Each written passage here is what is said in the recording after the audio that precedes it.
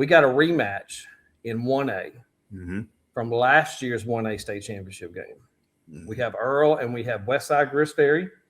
Last year, Westside won where we got 63-49. 14 point, yeah. And we got a straight up rematch of that game. Mm-hmm. They also played this year. Earle won that game by 4. Mm-hmm. So I fully expect another super close game. These two teams really know each other. Mm-hmm. Both of them lost a few pieces, but had a lot coming back. And then Earle had a couple of move-in transfers. Mm-hmm. What does Westside have to do to get that back to back? And what does Earle have to do to hold off Westside so Earle, so Coach Jefferson can be the last man standing? When they played in the regional final last week, I think there's probably a lot of people that kind of think that, or at least thought that Earle was going to probably run away with their game based on what they brought in during the offseason. But Westside is still Westside. They brought quite a big bat, like you mentioned, from last year's team.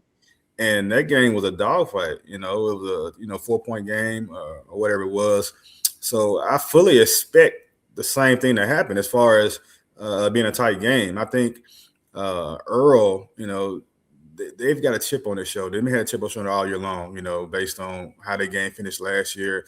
I think that state final game, may have been one of their worst games of the year as far as shooting the ball. I would agree with that. Yeah, I mean, they had a hard time getting things to fall. And then they would have stretches where they would get shots fall, but then they would have, other lows. So I think, for them in particular, just to come out and just off the bat play well, get shots. Once they see shots falling, it helps everyone else out. So, but I think they can't fall into a hole early. Westside, regardless of how the game ended last week, I think they're still confident. They saw at that game where we can still play with these young ladies, regardless of what they had come in the offseason. And they were right there with them, so they're going back, trying to defend the title. So they're going to they're going to probably come in with a chip on their shoulder as well. No one has really been talking about them like they've been talking about Earle, I agree with you. I think a lot of people last year, Westside Grisberry kind of came out of nowhere and were one of the best teams in the state. Right. And I think a ton of people talked about them all year long. Mm-hmm. And those girls have played. I mean, those girls have played together forever. A lot of ball. And Cornette. I mean, they've been playing together forever. Mm-hmm. But it seems like this year, everybody talked about Earle. Yeah. Right. Couple of transfers, but it's still, it's still Jada's team. It's still Journey's team. Right.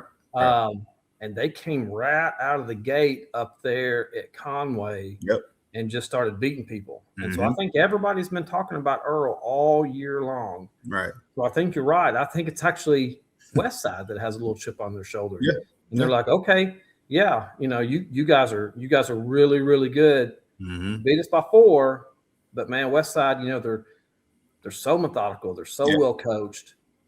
That's the type of team and type of attack that you really need to beat that Earle team. Jada, obviously D1 athlete, gets all the attention. All right. Journey, man, she just smooth. Yeah. Every game, you know what you're going to get, 16, 18, 19 points, 4, 5, 6, 7 assists. Not a whole lot of people talk about Journey, but it just Journey's just so smooth and consistent. Smooth with it. Yeah. I mean, she doesn't, I don't know if she talks much at all on the floor. I mean, she just goes out and plays, plays within herself. She's never trying to do too much. But you look up, like you said, she's got 18, 19, and it's almost always a quiet 18 and 19, and she's capable of putting up 30. Yeah, she can. So I think, like I said, just Jada's team, but I think Journey indirectly kind of makes that squad go, I think, with just by the way she operates when she's got the ball in her hand, even when she's not, handling it as much. She's level-headed. I love that about her game. She's level-headed, and she just goes out and plays, man. So that's a big thing with her. Never too high, never too low. Exactly. Even kill. That's what you see. That's what you see from her. Yep. Literally every time. That's the same. Both teams are fun to watch. Both Mhm. teams are well coached. Both teams are just loaded up and down with Mhm. great athletes, with great players, great shooters. So, ET, who you got? In the 1A state championship game, who you got? You know, it's hard to go against the defending champions like Westside, and they've had a great year as well. But I just really think that Earle has a little bit to prove, but they want to come out and prove a little something, man. You know, that team has been dominant all year. They lost I think 2 games. Bartlett, I think, beat them in the NPA, of course, late in the year. But I think they've played with something to prove all year long. You know, they want to get back to this point, and they're back. And I kind of think they're going to come out and show that last year that, you know, this is a very different team. Although a lot of those pieces are back, you know. But I hate to go against Westside because Westside is so good, man. You know, they've been a team, like you said, they probably have a chip on their shoulder as well. And I'm going to roll with Earle, man. I think they're going to come out and play much better than they did from the jump as opposed to last season. And I think they'll probably have enough to hold it off. Again, it wouldn't shock me, though, if Westside comes out and plays their best game and ends up winning. But if I had to pick one, it would probably be Earle. You know, this one's tough. I legit think you could just roll the dice. Yeah. I Right. agree.